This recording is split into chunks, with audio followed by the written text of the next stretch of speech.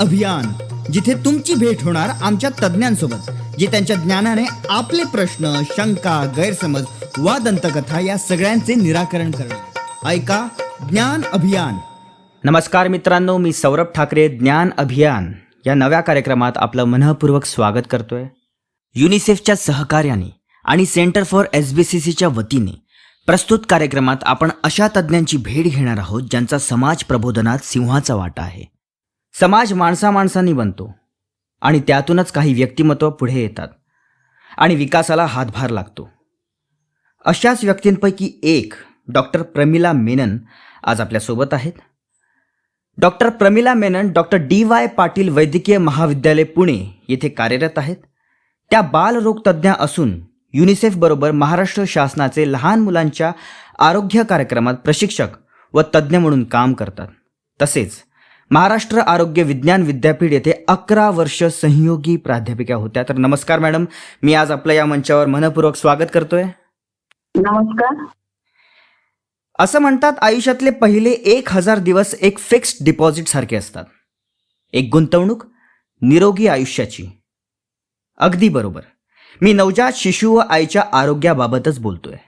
तर आज आपले guest expert doctor Pramila madam यांच्याकडून जाणूया ह्याचा अर्थ. तर मॅडम, माझा सगळ्यात पहिला आणि सगळ्यात महत्त्वाचा प्रश्न हा आहे की गर्भावस्थेतील बाळाची काळजी म्हणजे नेमकं काय, ती केव्हापासून घ्यावी आणि त्यात कशाचा समावेश करावा, आणि सगळ्यात महत्त्वाचं, योग्य प्रकारे काळजी घेतली जाते हे कसे समजावे. सौरभ, तू फारच सुंदर सुरुवात केली आहे की जीवनाचे पहिले 1000 दिवस म्हणजे आपल्या फिक्स डिपॉझिट, आपलं आरोग्यदायी जीवनाचं. आता हे पहिले 1000 दिवस म्हणजे काय? 1000 दिवस म्हणजे आपल्या गर्भावस्थेतले 270 दिवस आणि 2 वर्ष, बाळाचं पहिलं वर्ष आणि दुसरं वर्ष म्हणून 730 दिवस असे हे 1000 दिवस आहेत. आणि या 1000 दिवसामध्ये बाळाच्या मेंदूची आणि शरीराची अशी वाढ होत असते, त्याच्या डबल हाईट, आपल्याला डबल उंची जेव्हा हे बाळ मोठं होतं तेव्हा आढळतं आणि त्याची मेंदूची पण वाढ तेवढीच डबल होते. म्हणजे हे पहिले 1000 दिवस आपल्या जीवनामधले फार महत्वाचे. आता गर्भावस्थेविषयी जे विचारलं ते फार महत्वाचं आहे की गर्भधारणा ही योग्य पद्धतीने आयोजित करणं उचित असतं. आयोजित म्हणजे काय की प्लॅनिंग व्हायला पाहिजे. आईने गर्भधारणा करण्याच्या अगोदर तिचं वजन साधारण 45 किलो आणि तिचं हिमोग्लोबिनचं प्रमाण 12 ग्रॅम असावं. तसंच आईची जर उंची, वजन आणि तिचं आरोग्य, तिचं मानसिक आरोग्य महत्वाचं. जर तिचं मानसिक आरोग्य सर्वात चांगलं असेल, कुटुंबातील सगळेच त्या बाळाची आणि या गर्भपणाची जर तिला सगळ्यांचंच कौतुक असेल तर त्या मानसिक आरोग्यामुळे सुद्धा तिची नॉर्मल डिलिव्हरी होऊ शकते. आता गर्भधारणेच्या सुरुवातीला एक लघवीची तपासणी करून ही गर्भधारणा निश्चित केली जाते आणि याबरोबरच तिच्या रक्तातलं लोहाचं प्रमाण म्हणजे हिमोग्लोबिन याची पण तपासणी केली जाते. सगळ्या गरोदर मातांची तपासणी जागतिक आरोग्य केंद्र आरोग्य संघटनेनुसार कमीत कमी 5 वेळेला आणि आता तर ते सांगतात की 8 वेळेला व्हायला पाहिजे. पण आपल्या इथे एक 4 वेळेला तरी त्यांनी तपासणी करून देणं महत्वाचं आहे आणि ह्याच्याबाबत आपण आशा, अंगणवाडी या सगळ्या यांना प्रशिक्षण दिलेलं आहे. त्याच्यानंतर आपल्या लोहाचं प्रमाणेच रक्तामध्ये आईला दुसरा कुठल्या विषाणूचा आजार नाही ना ह्याची तपासणी करणं महत्वाचं आहे. कारण हे सगळे विषाणू जे असतात त्याच्याने सुद्धा बाळाला परिणाम होऊ शकतो आणि हे TB सारखा आजार सुद्धा जर असेल तर किंवा सिफिलिस म्हणतात, हे सगळ्या आजारासाठी ते जर औषधं घेतली तर त्या बाळावर त्याचा परिणाम कमी प्रमाणात होतो किंवा तो होत नाही. दुसरी महत्वाची गोष्ट म्हणजे तिचा रक्तदाब सुद्धा मोजला पाहिजे. जर आईचा रक्तदाब तिच्या गरोदरपणात जर सगळा नॉर्मल असला तर तिला नॉर्मल डिलिव्हरी होण्याची चान्सेस जास्ती आहे. तसंच तिने विश्रांती घेणं फार महत्वाचं आहे.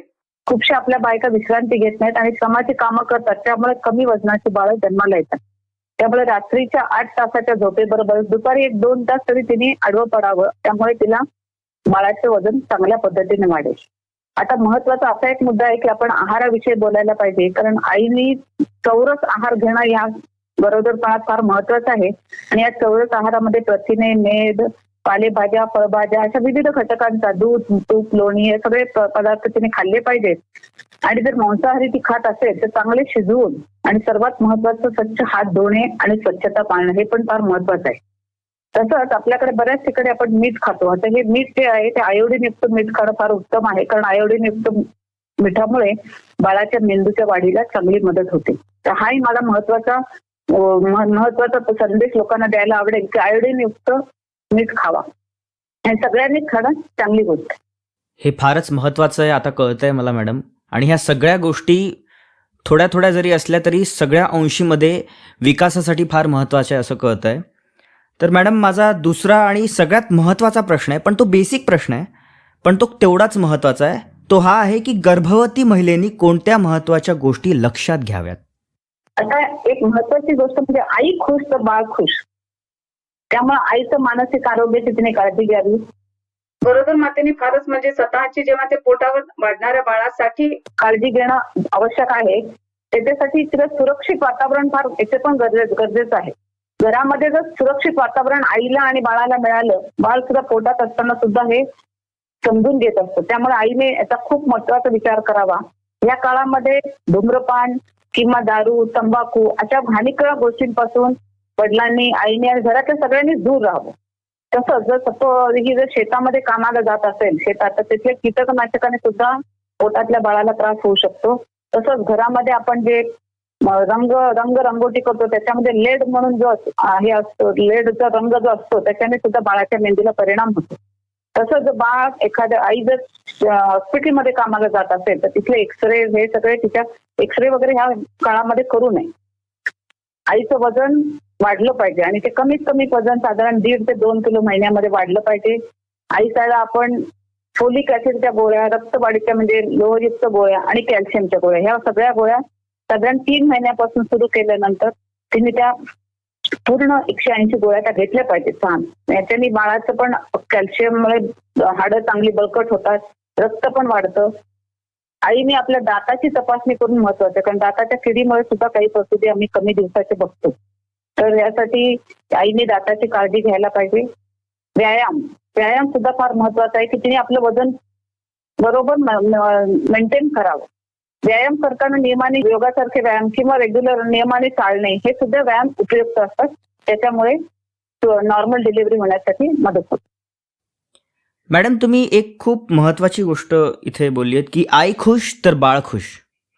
तर त्यावरून एक खूप महत्त्वाचा प्रश्न असा येतोय की गर्भवती महिलेचे वजन गर्भारपणी किती वाढणे आवश्यक आहे आणि ते का? आता गरोदर माता साधारण तिचं 9 ते 12 किलो वजन वाढलं पाहिजे. आणि हे सगळं वजन का वाढतं? कारण वजनामध्ये बाळाचं वजन वाढतं, तसंच वाढ वाढत असते. तिच्या देहामध्ये मेद पण तयार होतो, ज्याच्यामुळे ते बाळ जन्मल्यानंतर स्तनपानासाठी सुद्धा त्याला मदत होते. तर अशा पद्धतीने साधारण पहिल्या 3 महिन्यामध्ये जास्ती वजन वाढत नाही, पण 3 महिन्यानंतर एक साधारण तिचं 1.5 किलो, अर्धा ते 1.5 किलो, 1.5 किलो तरी वजन महिन्याला वाढलं पाहिजे. आई जर आरोग्यदायी असेल तर आरोग्यदायी बाळ जन्माला येईल. हे फार महत्वाचं आहे. आपल्याकडे खूपशी बाळं कुपोषित होतात, कारण आई गर्भारपणी आईचं वजन 7 किलोपेक्षा फार कमी वाढलेलं असतं. तर हे आईने लक्षात ठेवलं पाहिजे. तुमच्याकडून बरंच काही नवीन आणि महत्त्वाचं कळलंय मॅडम. मित्रांनो, काळजी करू नका. तुमच्या प्रत्येक प्रश्नांची उत्तरं आमचे गेस्ट स्वतः देणार आहेत. तुम्ही आम्हाला संपर्क करू शकता 9819868119. मी रिपीट करतोय 9819868119. आमचा ईमेल आय डी आहे meresawal@sbc3.org. मी रिपीट करतोय meresawal@sbc3.org. तुम्ही आम्हाला टेक्स्ट मेसेजसुद्धा करू शकता. तुमच्या सगळ्या प्रश्नांची उत्तरं तुम्हाला बुधवारी प्रश्न प्रत्येकांचे ह्या कार्यक्रमात मिळणार. आमच्या एक्सपर्ट्सकडून तुमच्या प्रश्नांची उत्तरे जाणून घ्यायची आहेत का? तर कॉल किंवा मेसेज करा 9819868119 यावर किंवा ईमेल करा meresawal@sbc3.org म्हणजेच meresawal@sbc3 क्रमांक 3.org यावर. तुमची उत्तरं ऐका प्रश्न प्रत्येकांचे मध्ये दर बुधवारी तुमच्या आवडत्या रेडिओ स्टेशनवर. मॅडम, माझा चौथा एक महत्त्वाचा प्रश्न असा होता की गर्भवती महिलांना लसीकरणाची गरज आहे का आणि ती कधी? आता हे लसीकरण म्हणजे लसीकरण म्हणजे काय, तर लसीकरण म्हणजे आपण आपल्या शरीराची प्रतिकार शक्ती वाढवतो आणि हे लसीकरण आपण इंजेक्शनच्या द्वारे केलं जातं. खूपशा बाळांना पूर्वी आपल्याला धनुर्वात होऊन बाळं आपली मृत्युमुखी पडायची. आता हे धनुर्वात होऊ नये म्हणून आपण सगळ्या मातांना ही धनुर्वाताची लस 2 वेळेला टोचतो. जेव्हा प्रेग्नन्सीची जेव्हा गर्भधारणा झाल्यानंतर आणि नंतर प्रसूतीच्या अगोदर असं तिने 2 वेळा ही लस घेतली पाहिजे पहिल्या खेपेला. आणि जर तिची दुसरी खेप असेल 3 वर्षानंतर तर तिला 3 वर्षात तर तिला एकच वेळा घेतलं तरी चालेल. पण ही धनुर्वाताची लस तिने घेतली पाहिजे, ती फारच आवश्यक आहे. बर, हे खरं आहे का की मुलीची वाढ पुरेशी झालेली नसल्यास तिच्या ओटीपोटाची रचना बाळाचे सामान्य वजनही पेलू शकत नाही आणि त्यामुळे पूर्ण वाढ न झालेल्या बाळाला ती जन्म देते? मुदतपूर्वी प्रसूती झाल्यास काय होते आणि बाळाला ह्याचा धोका असतो का? आता ह्या गोष्टीमध्ये सांगताना मला बालविवाह त्याच्याबद्दल महत्वाचं बोलावंसं वाटतंय. कारण आपल्याकडे अजूनही बालविवाह होतात आणि या बालविवाहामुळे या कमी वजनामध्ये आणि कमी वयाच्या मुली माता होतात. आता या कमी वयाच्या मुली आणि कमी वजनाच्या मुली जेव्हा माता होतात तर त्यांची स्वतःचीच वाढ पुरेशी झालेली नसते. त्यांच्यात लो कमी असतं, हिमोग्लोबिनचं प्रमाण कमी, वजन कमी. म्हणजे थोडक्यात हे बालविवाहामुळे कुपोषित माता असते आणि ही कुपोषित माता परत कुपोषित मुलांना जन्माला देते. आणि ही कुपोषित मुलं जर जन्माला आली तर त्या कुपोषित मुलांना बरेच प्रश्न नंतर गुंतागुंतीचे प्रश्न उद्भवू शकतात. तर ह्यासाठी आपल्याला फार महत्वाचं आहे की बालविवाह होऊ देऊ नये. आणि जर एखादी माता एखादं जोडपं जर कमी वजनाचं किंवा कमी वयाचं असतील तर त्यांना आपल्याला फॅमिली प्लॅनिंगचं पण मार्गदर्शन करणं फार महत्वाचं आहे. आता ह्या जर माता कमी वजनाच्या माता, कमी वयाच्या माता, किशोरवयीन माता जर मुदतीपूर्व प्रसूती झाल्या तर ह्या बाळांना आपल्याला स्पेशल केअर अतिदक्षता विभागात भरती करावं लागतं. आणि यांची प्रतिकार शक्ती कमी असल्यामुळे हे सारखे आजारी पडतात, जंतू संसर्ग होतो, त्यांना श्वास घ्यायला त्रास असतो. त्यामुळे श्वासासाठी त्यांना आपल्याला व्हेंटिलेटर मशीनवर ठेवावं लागतं. मेंदूचे सुद्धा प्रश्न त्यांना त्यात कावीळ होऊ शकते. अशा बऱ्याच गोष्टी यांच्या त्या बाळांना असल्यामुळे आपण एक कुपोषित माता ज्या बालविवाहामुळे होतात तर ते सगळं आपल्याला न होऊ देणं ही आपली फार मोठी सामाजिक जबाबदारी आहे. प्रमिला मॅडम, खूप मोठे गैरसमज दूर होत आहेत आमचे. माझा एक अजून महत्त्वाचा प्रश्न असा आहे की रोगग्रस्त आईचं आजारपण नवजात बाळामध्ये संक्रमित होतो का? हो, आता कसं आहे की आई जेव्हा गरोदर असते तेव्हा तिची प्रतिकार शक्ती थोडीशी कमी असते. तसंच आता ह्या वेळेला जेव्हा एखाद्या आई आजारी असणाऱ्या माणसांना, आजारी लोकांच्या संपर्कात आली तर तो आजार तिला होऊ शकतो. आणि ह्याच्यामध्ये सर्वात जास्ती म्हणजे आपण आता टीबी सारखे आजार, कावीळ, बी प्रकारची कावीळ किंवा विषाणूद्वारा होणारे आजार, हे सगळे आजार आपण बाळाला होऊ शकतात जर आईला हे आजार झाले तर. तसंच जर आईला ते आजार जर पहिल्या गर्भारपणात म्हणजे पहिल्या 3 महिन्यात झाले तर बाळाची वाढ सुद्धा त्याच्यामध्ये कमी होण्याची शक्यता असते. त्यामुळे आईनी आजारी असल्या ठिकाणी जाऊ नये, आजारी माणसांना भेटू नये आणि एखाद्या आजारीपणाच्या याच्यात जर तिला संपर्क आला असेल तर लगेच तपासणी करून त्याच्या संदर्भात औषधं देणं फार महत्वाचं आहे. गरोदरपणाविषयी आणि बाल संगोपनाविषयी तरुण जोडप्याला कुठे मार्गदर्शन मिळू शकेल? आणि तुम्ही अंगणवाडीविषयी बोललेत तर अंगणवाडी किंवा आशा कार्यकर्ता योग्य माहिती पुरवतील का? हो, आपल्या भारत सरकारच्या द्वारे जे प्रोग्राम घेतले जातात तसंच आपल्या महाराष्ट्र शासनाने याच्यामध्ये फार भर दिलेला आहे.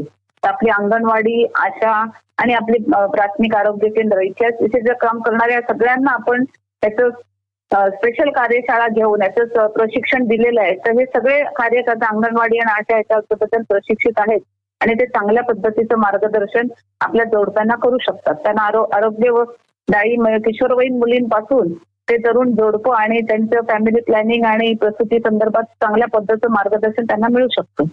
श्रोते हो, ऐकतायत ना? काळजी करू नका, तुमच्या प्रत्येक प्रश्नाची उत्तरं आमचे गेस्ट स्वतः देणार आहेत. तुम्ही आम्हाला संपर्क करू शकता 9819868119. आमचा ईमेल आय डी आहे meresawal@sbc3.org. मी रिपीट करतो, meresawal@sbc3.org. तुम्ही आम्हाला टेक्स्ट मेसेजसुद्धा करू शकता. तुमच्या सगळ्या प्रश्नांची उत्तरं तुम्हाला बुधवारी प्रश्न प्रत्येकांचे या कार्यक्रमात मिळणार. आजचा शो ऐकताना तुमच्या मनात याविषयी काही प्रश्न आलेत का? विचारा आमच्या एक्सपर्ट्सना आणि मिळवा उत्तरं दुसऱ्या शो प्रश्न प्रत्येकांचे मध्ये. तुमचे प्रश्न आम्हाला कॉल किंवा मेसेज करा 9819868119 यावर किंवा ईमेल करा meresawal@sbc3.org म्हणजेच MERESAWAL@sbc3 क्रमांक 3.org यावर. प्रश्न प्रत्येकांचे दर बुधवारी तुमच्या आवडत्या रेडिओ स्टेशनवर. मॅडम, एक खूप महत्त्वाचा बेसिक प्रश्न आहे, पण तो फार गंभीर आहे. तो आहे गर्भपात. जर एखाद्या जोडप्याला गर्भपात करून घ्यायचा असेल तर केव्हा आणि कुठे करून घेतल्यास आईला धोका संभवत नाही? आता आपल्या सगळ्यांना त्या गर्भपाताबद्दल माहिती आहे की आपल्या भारतामध्ये ह्याच्या संदर्भात कायदा तयार केलाय. त्यामुळे 20 आठवड्यापर्यंतच आपण ही गर्भपात करू शकतो. आणि गर्भपात करण्यासाठी सुद्धा स्पेशल कारण जे आहे ते कारण डॉक्टरांना आणि ह्याच्यासाठी जे नोंद केलेले आपले दवाखाने आहेत तर तिथे त्यांनी जाऊन गर्भपात करणं अपेक्षित असतं. याचं कारणही असं आहे की गर्भपात केल्याने आणि ज्या ठिकाणी काही लोक खेड्यातल्या दाईकडे किंवा वैद्यकडे जाऊन जिथे गर्भपात करून घेतात तर तिथे आईला जंतू संसर्ग होऊन आपल्याकडे माता मृत्यूचं प्रमाण बऱ्याच प्रमाणात वाढलेलं आहे. तर ते वाढलेले कमी करण्यासाठी आपल्याकडे कायदा आता आहे. आणि तसंच आपण गर्भपात करण्यासाठी मुलगा किंवा मुलगी हे लिंगभेद सुद्धा लोकांनी पाळू नयेत याच्यासाठी सुद्धा आपल्याला PCPNTP अंतर्गत कायदा केलेला आहे. तर लोकांनी सगळ्यांनी लक्षात हे घ्यावं की आपलं बाळ जे आहे ते आरोग्यवान असणं फार महत्वाचं आहे. ते मुलगा असेल किंवा मुलगी असेल. तर ह्याच्यासाठी गर्भपातासाठी हॉस्पिटललाच गेलं पाहिजे. आणि ज्या गोष्टीसाठी गर्भपात करायचा असतो तर त्याच्यासाठी डॉक्टर सुद्धा आपल्याला व्यवस्थित मार्गदर्शन करतील. परंतु खेड्यातल्या दाईकडे किंवा अनएथिकल कुठे इथे तिकडे जाऊन असं करू नये की ज्याच्यामुळे आईच्या जीवाला धोका संभवू शकतो. हे फार महत्वाचं लक्षात ठेवण्यासारखं आहे. सर्वसाधारणतः नवजात बाळाची उंची आणि वजन काय असते आणि हे कोण मोजेल? तर फारच छान क्वेश्चन विचारला असतो. आपलं बाळ जन्माला आलं की आई आणि वडील किंवा कुटुंब विचारतं की बाळाचं लिंग काय आहे, मुलगा आहे का मुलगी आहे. पण बाळाचं वजन आणि उंची आणि बाळाचं सगळंच काही नॉर्मल आहे का हे महत्वाचं आपण समजून घेणं फार पहिली गोष्ट आपण केली पाहिजे. तर आपल्या जन्मता आपल्या बाळाचं वजन साधारण 2.5 ते 3.5 किलो असलं पाहिजे आणि आपण नॉर्मल वजन म्हणतो. आणि ह्याच्यानंतर साधारण 10 ते 15 दिवस पहिले 15 दिवस थोडं वजन कमी होऊन मग बाळाचं वजन वाढू लागतं आणि त्याच्यामध्ये साधारण 300 ते 500 ग्रॅम एका महिन्यामध्ये किंवा 30 ते 50 ग्रॅम दररोज असं वाढत असतं. तर जेव्हा जेव्हा आई आपली बाळाला तपासणीसाठी घेऊन जाते तेव्हा तेव्हा बाळाचं वजन किती आहे याची माहिती करून घेणं फार महत्वाचं आहे. आणि ह्यालाच आम्ही म्हणतो ग्रोथ प्रमोशन. म्हणजे आईनी बाळाचं वजन व्यवस्थित वाढतंय, बाळाची लांबी पण वाढतेय की नाही हे बघितलं पाहिजे. आता साधारण बाळ जन्मल्याबरोबर त्याची उंची नाही म्हणत आपण नवजात बाळकाची लांबी म्हणतो. आणि ही लांबी मोजण्यासाठी आपल्याला एक इन्फंटोमीटर म्हणून एक साधन असतं ज्याच्यावर बाळाची लांबी मोजली जाते. आणि ही लांबी साधारण जन्मता 50 सेंटीमीटर ±2 तर साधारण 50 सेंटीमीटर असतं अंदाजे. आता जेव्हा जेव्हा हे बाळ तुम्ही वजन आणि उंची घेतात तेव्हा त्याप्रमाणे आपल्याकडे WHO ग्रोथ चार्ट आहे तर ह्याच्यामध्ये आपण ते नोंद केली पाहिजे. आता बाळाचं वजन बघितलं तर साधारण 5 ते 6 महिन्यात दुप्पट होतं, पहिल्या वर्षामध्ये तिप्पट होतं आणि 2 वर्षामध्ये ते 4 पट होतं. तर ही साधारण जर माहिती आपल्याला आई वडिलांना माहिती असेल तर आपल्या बाळाचं व्यवस्थित वाढ होते याची कल्पना त्यांना येऊ शकते. तुमच्याकडनं बरंच काही नवीन महत्त्वाचं कळलंय. तुम्ही म्हणालेत की योग्य वजन असणं आवश्यक आहे, पण नवजात बाळाचे वजन जर वाजवीपेक्षा कमी असेल तर त्याचे काय परिणाम होऊ शकतात? आता बाळाचं वजन जर कमी असेल 2.5 किलोपेक्षा कमी असेल तर साधारण 2 ते 2.5 किलो असेल तर अशी बाळं काही वेळेला आईच्या दुधावर आणि आपली कांगारू मदर केअर जसं कांगारू आपल्या बाळाला पोटावर ठेवतं तसंच आईच्या जवळ ठेवून आपलं छान वजन वाढून ती बाळं छान होतात. पण 2 किलोपेक्षा अजून कमी फारच कमी वजनाची असली ती बाळं सगळी अतिदक्षता विभागात आपल्याला ठेवायला लागतात. आणि या अतिदक्षता विभागात या बाळांना काही वेळेला श्वास घ्यायला त्रास होतो, दूध स्तनपान ती बाळं घेऊ शकत नाहीत. या बाळांना प्रतिकार शक्ती कमी असल्यामुळे जंतू संसर्ग होऊ शकतो, मेंदूमध्ये रक्तस्राव किंवा डोळ्यांना सुद्धा त्यांना प्रॉब्लेम गुंतागुंतीचे प्रश्न होऊ शकतात. तसंच जर मोठी झाली ही बाळं तर त्यांच्या मतिमंदतेचं पण प्रमाण जास्ती दिसतं. आणि अशी बाळं जर शाळेत शिकून काही वेळेला शाळा शिकतात आणि थोडे त्याच्यानंतर ते शाळा सोडून देतात. मग मोठी झाली त्यांना चांगली नोकरी पण मिळत नाही, तर ते चांगली कमवू शकत नाहीत. म्हणजे थोडक्यात या सगळ्या क्षेत्रामध्ये ते मागे पडतात, प्रगती करू शकत नाहीत. आणि ही फारच मोठी समाजाची एक जबाबदारी आणि समाजावर एक तसं कुटुंबाचं तसंच समाजावर सुद्धा एक मोठं दर्पण आल्यासारखं होतं. त्याच्यासाठी आपण नवजात बालकाचं वजन व्यवस्थित वाढावं यासाठी आईचं वजन व्यवस्थित वाढणं फार महत्वाचं आहे. 2 फार प्रचलित शब्द आहेत, एक तर आहे सिझेरियन डिलिव्हरी आणि दुसरं नॉर्मल डिलिव्हरी. तर माझा हा प्रश्न ह्यावरच आहे, अर्भकाचे वजन सरासरीप्रमाणे किंवा त्यापेक्षा जास्त असेल तर सिझेरियन शस्त्रक्रियेची गरज असते का? आता खूपशा मातांना वाटतं की आपण जास्ती खाल्लं किंवा जास्ती रक्तवाढीच्या गोळ्या, जास्ती व्हिटॅमिनच्या गोळ्या खाल्ल्या तर आपलं बाळ फार मोठं होईल आणि मग त्या प्रसूतीच्या वेळेला त्रास होईल. तर हे एक लक्षात घेणं महत्वाचं की आईने जास्ती जेवण केल्याने किंवा जास्ती व्हिटॅमिन खाल्ल्याने बाळ मोठं वजनाचं होत नाही. आणि आईचं जर मानसिक आरोग्य चांगलं असेल, आईला जर काही टेन्शन नाही, तिची उंची वजन व्यवस्थित आहे, तिचं हिमोग्लोबिनचं प्रमाण ठीक आहे आणि तिला मधुमेह किंवा रक्तदाब ह्याच्यासारखे काही आजार नसतील, ती व्यवस्थित व्यायाम करत असेल तर तिला नॉर्मल डिलिव्हरी व्हायला काहीच हरकत नाही. आणि आजच्या काळामध्ये सिझेरियन शस्त्रक्रिया सुद्धा नॉर्मल डिलिव्हरी इतकी सोपी आणि सहज झालेली आहे.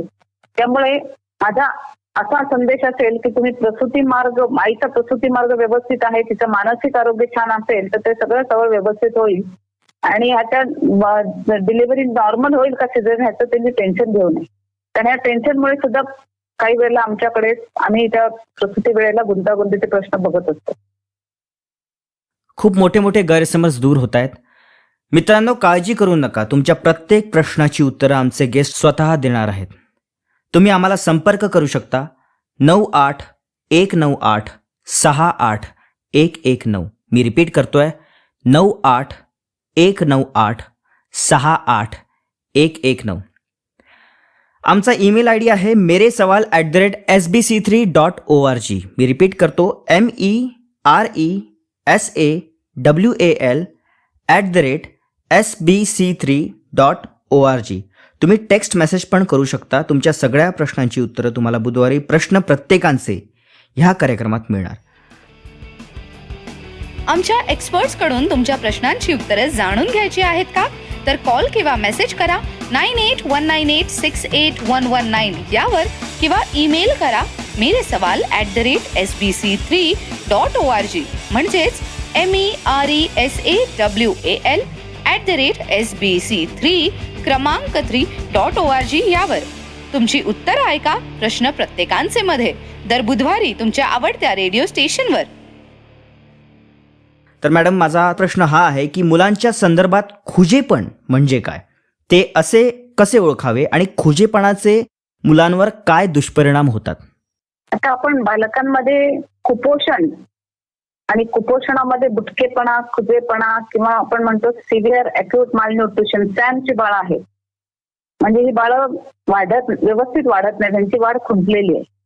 तर आता प्रत्येक बालकाचं आपण पूर्वी वजन घ्यायचं होतं, आता वजनाबरोबर उंची सुद्धा घेणं फार महत्वाचं आहे. आणि वजन आणि उंचीचा संबंध ठेवून बाळाचं वजनानुसार त्याची उंची आहे का, त्याच्या वयानुसार त्याची उंची आहे का आणि त्याची व्यवस्थित वाढत आहे आपल्या WHO ग्रोथ चार्ट मध्ये आपल्याला कळतं.